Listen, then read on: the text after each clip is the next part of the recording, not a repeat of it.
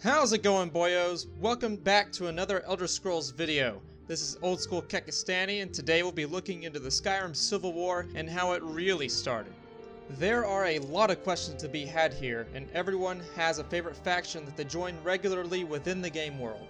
However, we will be casting those attachments aside and ask ourselves, who really started the Civil War?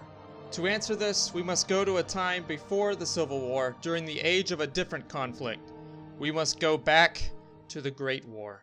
As we all know, the Great War was the conflict between the Empire and the Third Aldmeri Dominion. During this conflict, the largely elven Dominion sacked the imperial city of Cyrodiil and held on to its control until Titus Mede II took it back during the Battle of the Red Ring. After taking back the imperial city, Titus Mede II gave in to the demands of the Dominion and signed the White Gold Concordat, banning Talos worship. The Empire had lost the Great War. It had lost its men, its women, and the free worship of its god. It would take time to heal after such a devastating loss to the Dominion, but the issue would remain that it would have to subjugate its own people for the whim of elven supremacy.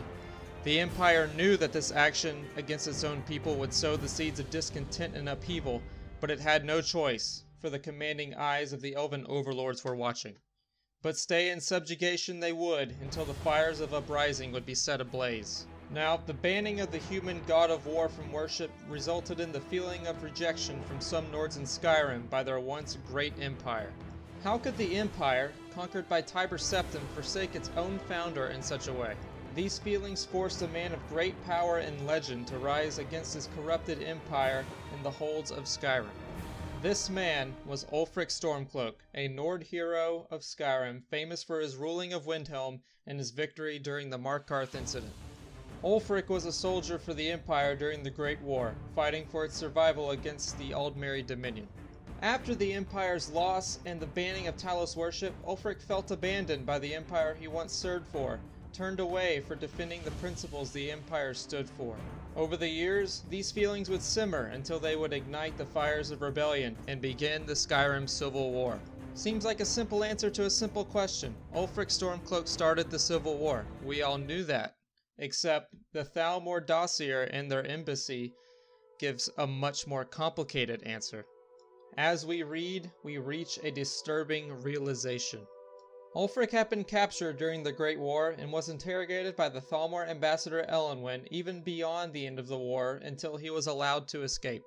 He was tortured and made to believe that he gave away imperial secrets that doomed the Empire during the war. This would later haunt him in his future endeavors. After his escape, he would see the Empire at its lowest point, banning the worship of Talos and allowing the capture and torture of those who did.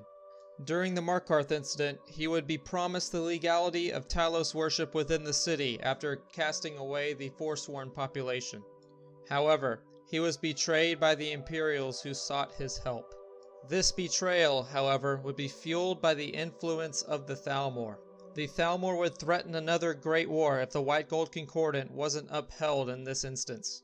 Let's examine the Thalmor's role in this whole thing. The Thalmor had been the cause of imperial strife for some time, beginning the Great War, forcing the banning of Talos worship, subjugating the men of Tamriel as much as they can.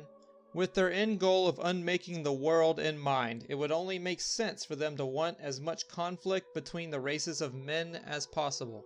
The end of the Empire of Men will be accelerated with them already weakened from one war and beginning another right after.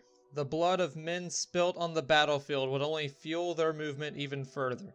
It is with this realization that I declare the Thalmor truly started the Civil War through manipulation and deceit. But what do you guys think? I'd love to hear your thoughts in the comment section down below. Also, if you liked the video, be sure to hit the like button and subscribe for more videos just like this one, and for the streams that I put on regularly. Also, be sure to join the Discord and follow me at all the links down below. Alright, that'll do it for me today, boyos. Go kill some Thalmor, and I'll see you later.